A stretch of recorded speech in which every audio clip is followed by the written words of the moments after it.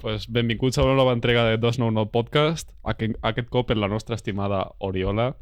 Anem a fer la introducció en valencià i després anem a passar al castellà perquè sóc capaç de dissociar fins a un cert punt i no la puc mirar a la cara parlant en valencià.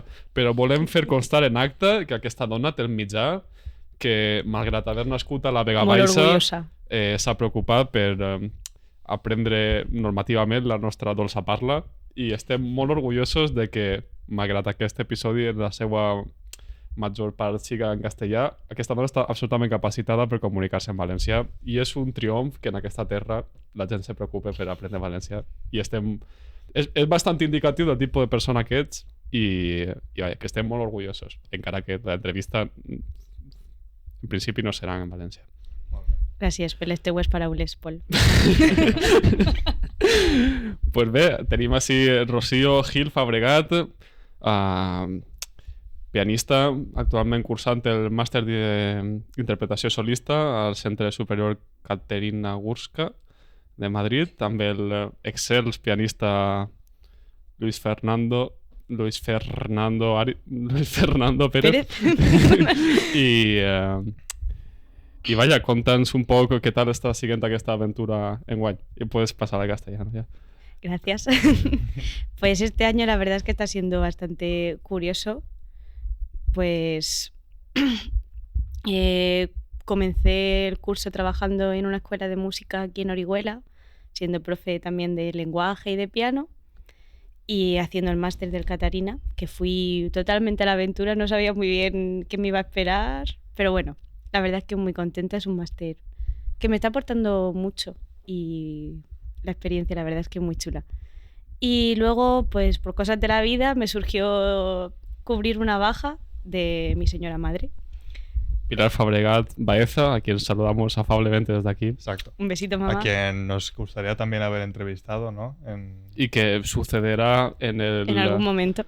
Como se dice en Pokémon, hay un momento y un lugar para todo. Exacto. Y la entrevista con Pilar Fabregat sucederá en algún momento. Pero, hola, un abrazo. Pues me tocó sustituir a Pilar Fabregat. Bueno, mejor dicho, tuve la oportunidad de hacer su baja en... Sí, un buen matiz. En el colegio en el que trabaja ella, de profesora de música de secundaria. Y bueno, que fue, perdón, un poco cerrar un poco un círculo, ¿no? Porque es el lugar donde estudiaste tú desde que tienes uso de conciencia, ¿no? Efectivamente, yo estudié ahí desde los 3 años hasta segundo de bachiller, 15 añitos. Y pues nada, al acabar la carrera he vuelto otra vez allí a trabajar y la verdad es que me ha sorprendido mucho la experiencia. No me imaginaba poder enfrentarme a una clase de 30 adolescentes, pero bueno, he sobrevivido, estoy a punto de acabar el contrato, o sea que por ahora voy bien. Sí, eso era uno de los temas centrales que creo que se deberían plantear, porque tú estudiaste enseñanzas superiores de música en nuestro amado y querido Masotti. Y querría que compartiesen un poco con nosotros cómo ha sido la experiencia ahora que ya tienes un poco la perspectiva de que llevas un par de años fuera del superior. ¿Qué cosas has aprendido dentro del superior? ¿Qué cosas crees que no se tienen suficientemente en cuenta tú que ya has experimentado lo que es estar un poco fuera de la burbuja de lo que es el superior? ¿Y qué tipo de relación crees que puedes encontrar entre lo que ha sido estos últimos meses, que ha sido trabajar en secundaria, y para lo que se te ha preparado o para lo que...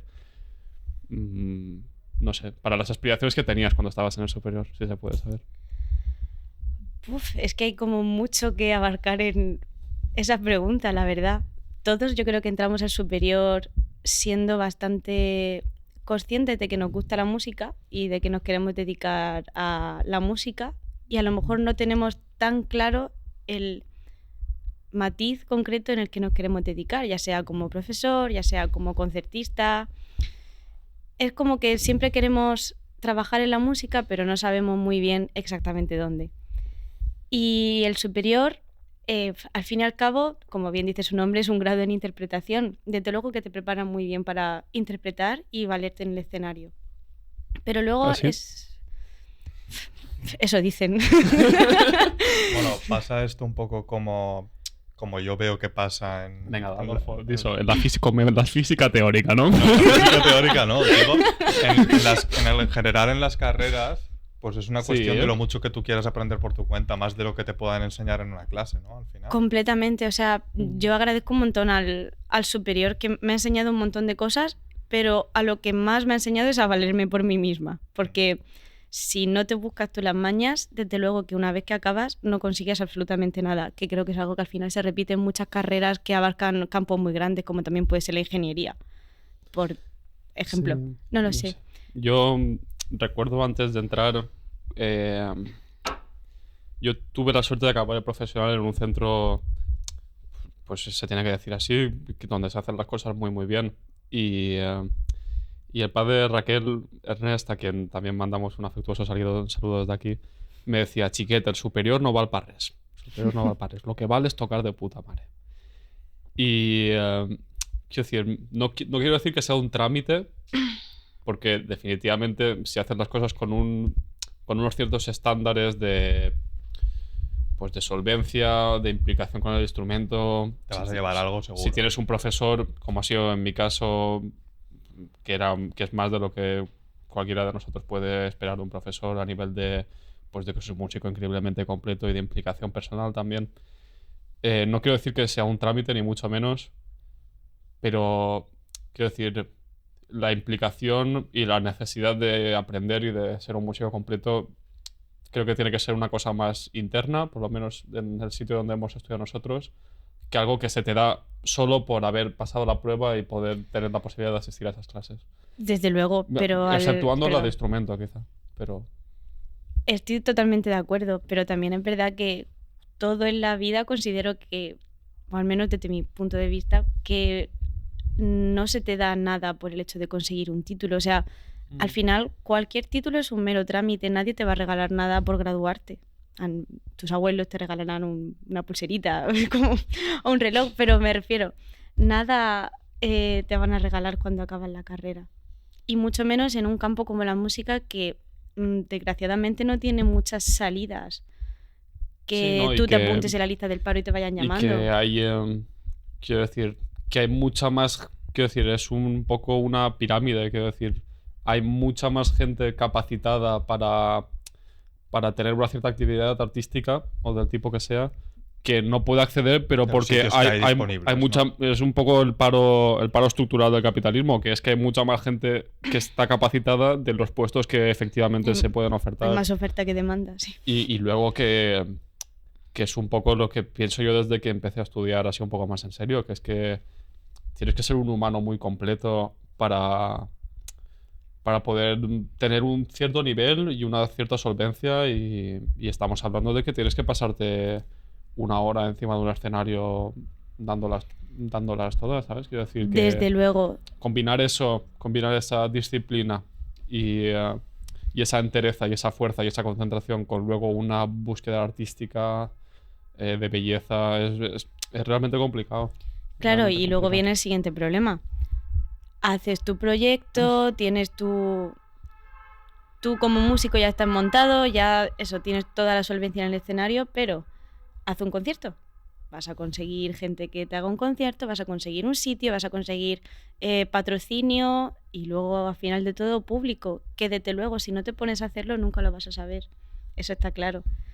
Y también el problema es ponerse a hacerlo. ¿Cómo lo haces en el superior? Nadie te enseña temas de protocolo, de cómo hacer un proyecto artístico y llevarlo a cabo, dónde lo puedes hacer, quién te puede pagar, que al fin y al cabo es lo que hace falta. Un poco saber cómo funciona el mundillo, ¿no? Efectivamente, ¿cómo puedo ser autónomo artista? Que funciona diferente de un autónomo normal, si no tengo entendido mal. O sea, es que ni lo sé. Debería saberlo, pero no lo sé. Todo ese tipo de cosas son las que al fin y al cabo te preparan para ser en el superior, pero no te enseñan a llevarlas a cabo. Bueno, y que es innegable que al final porcentaje de gente que estudia en un superior de España que acaba teniendo la posibilidad de tocar por ahí es ínfimo. Quiero decir, es, Claro, pero la gente... tienes que ser no sé, un perfil muy concreto y muy crack. Sí, pero yo voy poder más tocar allá por ahí. del perfil de concertista. Está claro que para ser concertista, o sea, si en España creo que hay una media de que se gradúan 110 pianistas al año de media o alguna cosa así, me atrevería a decir que uno, si eso, va a vivir de concertista y mucho estoy diciendo. Pero más allá de los concertistas clásicos que ganan concursos y que viven su vida de ello, yo ahora mismo a lo mejor me puedo poner a hacer un proyecto de conciertos pedagógicos y por cualquier cosa triunfa y puedo vivir de ello, o al menos en parte. Yo no sé cómo llevar a cabo ese proyecto.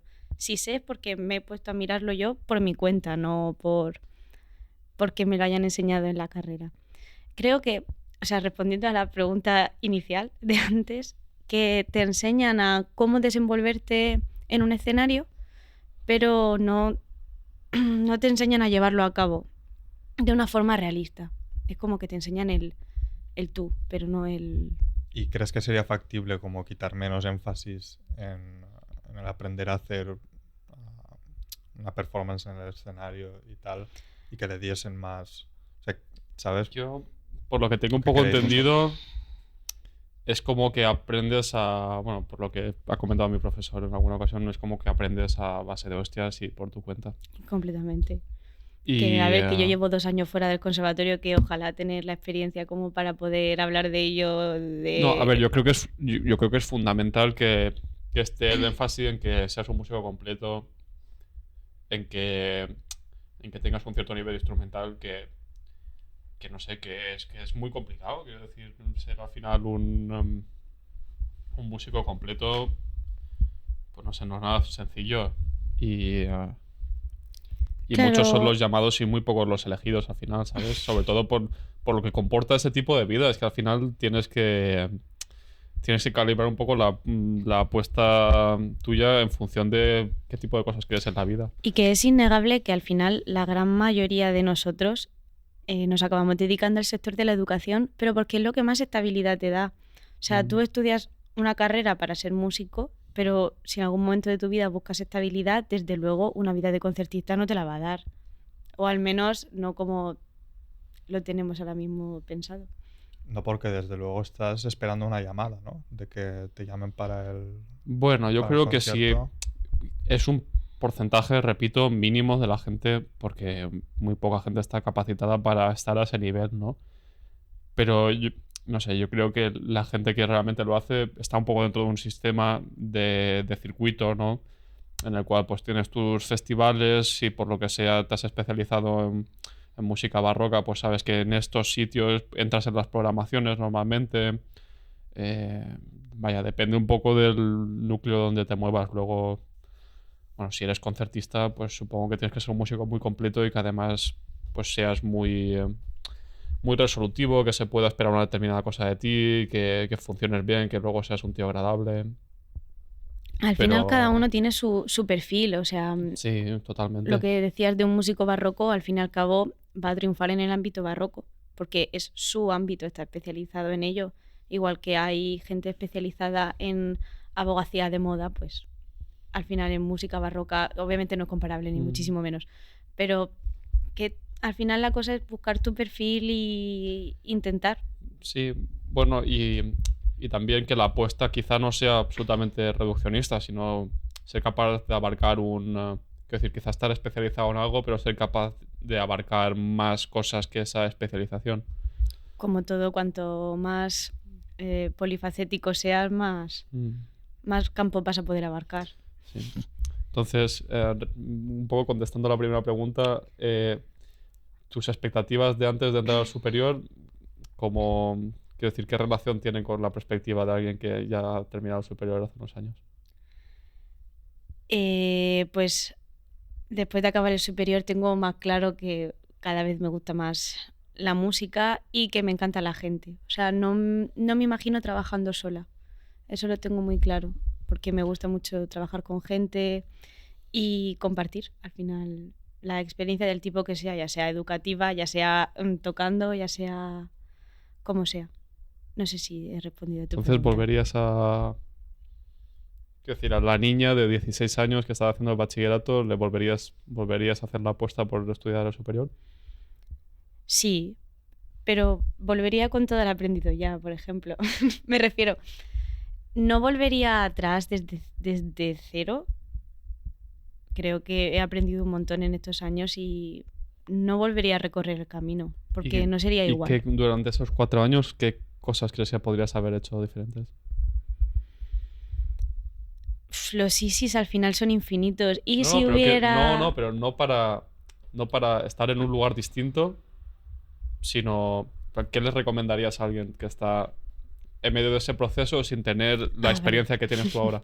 Vale, perdón, no te había entendido bien. No, a ver, seguro que hay algún indeseable al cual no le querrías ver ahora. Eso no lo estamos comentando en este momento. Tampoco iba por ahí, pero yo le diría que aprovechara al máximo y estudiara todo lo que pudiera y que no le restara importancia a nadie, ni siquiera al profesor que parezca que menos importancia tiene, porque al final creo que algo que caracteriza a los músicos es que son personajes somos personajes muy curiosos y que al final cada uno tiene algo muy único. Y a mí al menos me encanta conocer todos esos pequeños detalles de la gente. Y yo me paro a pensar en algunos profesores que he tenido en el superior que en su momento decía, madre mía, esta persona que... Pero oye, ya sea el punto de vista que tiene de ver la vida, solamente eso ya se aprende. Pero bueno, yendo más al instrumental, perdón, que me pongo muy fantasiosa. Es interesante también. Que aprenda todo lo que pueda y saque lo máximo que pueda del conservatorio que esté. Que aunque la gente pueda pensar, bueno, has hecho el superior en Murcia, es que hay, no sé, a mí me ha preguntado un montón de gente, pero es que en Murcia hay conservatorio superior. Pues sí, hay superior y la verdad es que está muy bien. O sea, para los medios que tiene cada vez está mucho mejor. Que obviamente no se puede comparar con un conservatorio que tiene una subvención maravillosa en Madrid, pero desde luego que hay gente maravillosa en ese centro y se puede aprender mucho de todo. Así que, resumiendo, que aprenda de todo el mundo y de todo el centro y saque lo máximo. Bueno, a lo mejor no es el mejor momento de la entrevista para preguntar esto, pero podéis explicar a una persona que no... Puedes tocar el piano. No, pero para una persona, o sea, para una persona que no tenga ni idea, así un poco, ¿qué cosas hacéis en el superior? ¿Cómo se estudia música? Bueno, es que sí. Una persona que dice estudio música, ¿no? Es una cosa que, bueno, suena un privilegio increíble, la verdad. Y me gustaría saber, pues, qué os enseñan específicamente, qué asignaturas tenéis, cómo se evalúan. Pues... Bueno, sí, empieza tú y luego... Sí, vale. O sea, la pregunta es para los dos, ¿eh? Pues a ver, es una enseñanza que tiene varias ramas. La que nosotros hemos hecho es interpretación, que se basa básicamente en hacerte experto de tu instrumento y nosotros en concreto del ámbito clásico. Entonces, por ejemplo, la asignatura de instrumento tiene 20 y pico créditos. 24, creo. Que ya es... Que está las horas, creo que son 460 al año o algo así. Es literalmente... De trabajo propio. Es literalmente un tercio del año. Sí. Entonces, pues eso, te especializas en tu instrumento y también en los ámbitos que puede rodear a tu instrumento. Tenemos armonía, que es una especie de matemáticas, por así resumirlo de alguna forma. Bueno, sí. Yo un poco para resumirlo un poco y que quizá una persona que no ha estudiado en un superior tenga una idea general. En nuestro caso yo creo que un poco que el planeta principal es el instrumento y alrededor del instrumento orbitan satélites que tienen una importancia, diría que relativa al instrumento y que te completan como músico con las posibilidades que tengas tú como instrumentista, porque no todos los instrumentos son susceptibles de participar en las mismas actividades. Entonces, pues tienes la parte de historia, ¿no? Que en teoría te debería servir para para contextualizar la música que tocas y entender un poco el momento en el que se produce y cuáles son esas connotaciones. Tienes la parte analítica, que es entender un poco, quizá de una manera un poco más cerebral, la estructura de cómo está hecha y cómo está escrita la música. Tienes, en nuestro caso, es una parte que nos encanta, la cuestión camerística, que Es tocar con más gente, en grupos reducidos. son grupos donde nunca se repite una de las voces, que eso quizás lo diferencia De la música de orquesta. de la orquesta. Tampoco hay director. Sí, bueno, esa es quizá la segunda característica principal. Y luego pues tienes la orquesta que quizás sea la salida más... No sé, es como lo más estándar para un instrumentista de cuerda, ¿no? Claro, yo por ejemplo no tengo la pero opción de que orquesta. exactamente. Porque no existe Y, una plaza de piano. De hecho, bueno, ha existido a lo largo de la historia, pero ahora lo que se hace es que en vez de tener a una persona nómida todo el año con la plaza de pianista, pues cuando se tiene que hacer un programa que necesita una celesta o un piano o lo que sea, pues se llama a una persona. De la misma manera que no suele haber un saxofón en la plantilla orquestal, Digamos sino que que es cuando eso. haces los cuadros o cuando haces las lesión o cuando haces el bolero, pues llamas a un saxofón de los que tienes en la bolsa. Al final, como todo, no interesa tener a una persona en bolsa que no toca siempre. Pero como muchas cosas. Sí, bueno, pues básicamente eso. Combinas... luego hay un ínfimo porcentaje del tiempo que dedicas que quizás sí que tiene la intención de prepararte un poco para la vida fuera de lo que es la burbuja superior, como por ejemplo lo del programa de concierto que se pide hacer en cámara, ¿no? Sí, pero... Muy, muy residual quizá. Muy trabajo del cole, perdón. ¿Qué quieres decir? Que al final no es realista, o sea, vas a salir y con lo que has aprendido haciendo los trabajos, al final es un poco... Son residuos del plan Bolonia, que tienes que tener una serie de trabajos sí, pero que teóricos. al final es una cosa que tienes que hacer cuando... Quiero decir, si tienes un cuarteto y te sale un bolo no sé dónde y tienes la posibilidad de ir con tu grupo, pues son cosas que también tienes que manejar necesariamente. Que yo soy un analfabeto informático, pero que definitivamente yo creo que deberíamos de pilotar un poco más. Yo, con perdón, ya como he acabado la carrera ya lo puedo decir, pero es que nunca me tomé en serio el trabajo teórico de cámara, por desgracia. Entonces, como que no le saqué mucho provecho, debería haberle sacado más ahora que lo apuntas. Pero bueno. Y luego, pues, como decía Paul, que cada uno tiene sus características. En piano, por ejemplo, también nos preparan para poder improvisar un poco, acompañar a la gente, porque el piano es un instrumento que al final una de las salidas que más tiene es ser pianista acompañante. Es el que más salidas tiene, realmente. Ser pianista acompañante, que todos los instrumentos necesitan, los instrumentos monódicos necesitan un instrumento polifónico que le haga de base, más o menos, ¿no? Sí. Era por lo de modo. Ya suena un poco raro, pero... Sí, suena un poco raro, pero... Bueno, que ellos tienen una voz... Digamos que dentro de los estudios tienes que tocar una serie de repertorio que, por ejemplo, en nuestro caso es, yo que sé, concierto de violonchelo y orquesta. Entonces, como no tienes la posibilidad de tocar con una orquesta, se hace una reducción al piano y lo tocas con un pianista. Sí, bueno, al final lo típico de las clases de música de secundaria, que el profesor está con el piano, hace las... Bueno, al menos tu padre lo hacía cuando me daba clase a mí, ¿sabes? Siempre con el piano nos acompañaba al resto de instrumentos que usamos con el xilófono, con, yo qué sé, con las flautas, obviamente. Sí, es un planteamiento un poco distinto, pero la esencia quizás es la misma. Porque es un instrumento que por las características que tiene, pues funciona mucho mejor que cualquier otro tipo de instrumento. Hace muy bien de sostén, por así decirlo. Sí. Y eso, luego pues cuando estás estudiando y empiezas a tener empiezas con tus fechorías instrumentales a ser un poco autónomo y se te puede escuchar, pues ya coqueteas un poquito con lo que es lo que es un poco una vida un poco más, pues empiezas a hacer algún bolo, en tu caso también por tu madre pues participas un poco de toda la cuestión litúrgica de Orihuela, ¿no? Sí, tengo bastante recorrido en bolos eclesiásticos, desde luego. Que estamos profundamente agradecidos porque... Muchísimo, o sea, tremendamente. Son un sostén económico que... Paga bien, ¿no? No, pero como estudiantes, pues te ayuda bastante a tener una pequeñita autonomía. Y en nuestro caso, pues es, pues no sé, si haces un poco el porcentaje, pues Yo hasta cuarto de carrera me he mantenido con esos bolos, desde luego. Así que gracias, Catedral y toda la comunidad eclesiástica de Orihuela. Y un poco eso. Al final te vas buscando tú mismo tu sitio y tus formas de... tanto encontrar tu sitio como encontrar dinero, desde luego. pues sí.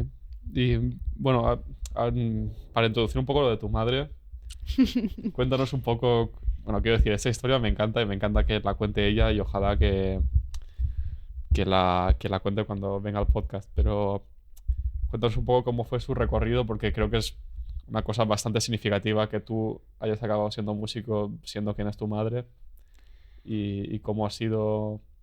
Porque claro, tú estás por Orihuela y dices soy hija de Pilar y Yo definitivamente... que soy la hija de Pilar Y Fabregat, definitivamente o es que sea... serás la hija de Pilar toda la vida, ¿no? Y, Sí, aparte de que soy muy parecida físicamente a mi madre, o sea, hoy de hecho justo nos han dicho, dice, hoy no puedes negar que es tu hija. O sea, somos soy bastante parecida a ella. Pero bueno, mi madre, pues ella siempre lo cuenta que ella no quería estudiar piano y mis abuelos la obligaron a entrar al conservatorio porque eran muchos hijos y así pues se entretenían en el conservatorio. Y al final pues le gustó, se acabó quedando, hizo la carrera de piano y antes de acabar la carrera entró de profesora en el propio centro, entonces tuvo que salirse del centro porque no podía ser ambas alumna y profesora a la vez y sinceramente no recuerdo muy bien en qué conservatorio acabó, me quiere sonar que acabó por Libre en Alicante, pero es que como tuvo varios sitios ya no me acuerdo muy bien. Y bueno, ya estuvo trabajando en algunos conservatorios por la región de Murcia, que fue donde encontró la bolsa de interinidad, pero pues, al final quería un poco más de estabilidad. Jaén, ¿no? No, en Jaén fue a hacer oposiciones, pero no... Ah, vale. Creo que le dijeron que no porque no era andaluza Sí, o algo sí, así. me acuerdo. Alguna historia así pequeña. Y nada, finalmente pues le salió la oferta de trabajo en el centro en el que está trabajando ahora, que era aquí en Orihuela. Y bueno, era muy buen puesto. Y lo aceptó. Y este año en concreto, hace 25 años que está trabajando allí. Y pues también eso, empieza a trabajar allí, ya empieza a meterse en el mundo de la dirección de coro. Y ahora pues maneja 2 coros de bueno, es la Orihuela, directora de la escolanía la directora de la escolanía de la Catedral de Orihuela y del Colegio Santo Domingo, que es donde trabaja. Así que sí, Pilar, una gran mujer. sí, reina de Orihuela casi. Perdón, mamá. Eso conecta un poco con uno de los, diría, de los hitos más memorables de lo que ha sido un poco nuestra historia en Orihuela, que fue no sé cuál es el término, pero el acto de ceremonia del obispo Munilla. Sí, cuando el nombramiento del obispo Munilla, tocó Paul en Paul, la misa. Sí. Creo que tengo vídeos de eso. O sea, puede ser. Que vi con mucha atención y... Eso así en un tono... Perplejo. Sí, bueno, la perplejidad. Que ahí fue donde conociste a mi madre, de hecho, ¿no? Sí, ahí fue cuando Joshua y yo sentimos en lo más profundo de nuestro ser la conexión con el mundo oriolano, la verdad. Pero únicamente por por la cuestión de la perplejidad, ¿no? Cuéntanos cómo llegó el obispo Munilla a la Catedral de Orihuela. Ah, bueno, pues a ver, eso es bastante curioso porque... Quiero decir, es que son cosas que quizás la gente que no somos de esta zona...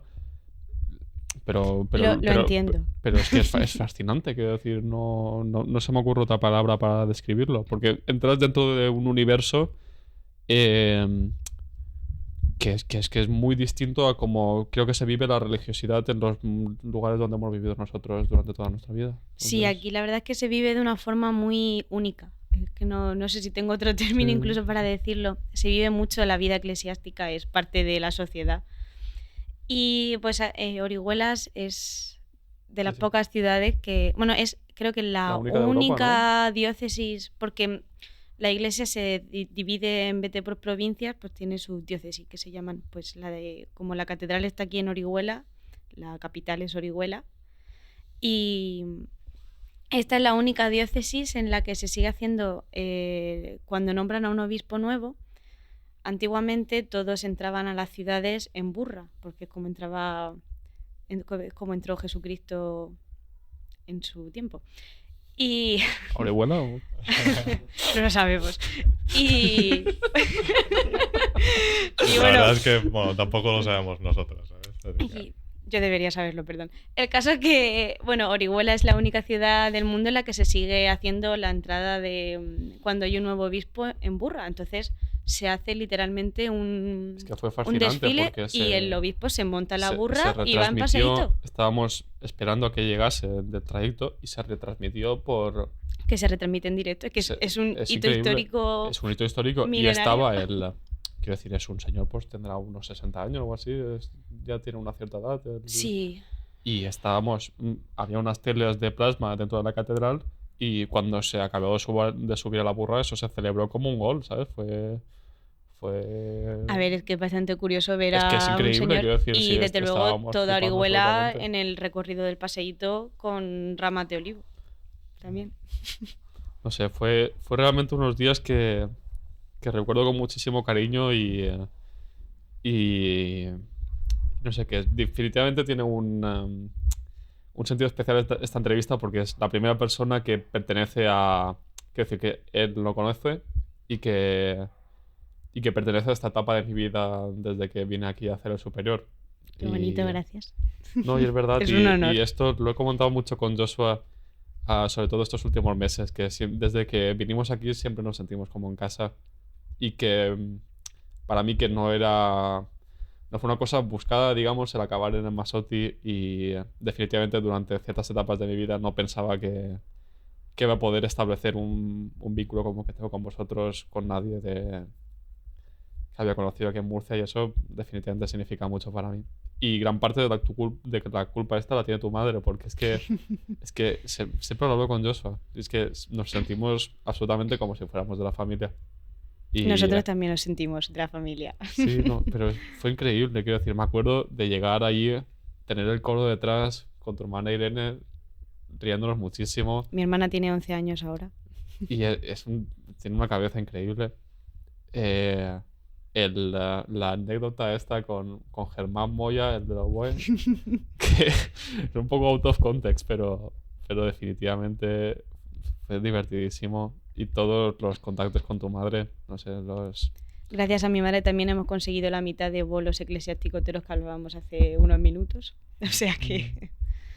Sí, no sé. Y no sé, la bondad de tu núcleo familiar en general, ¿sabes?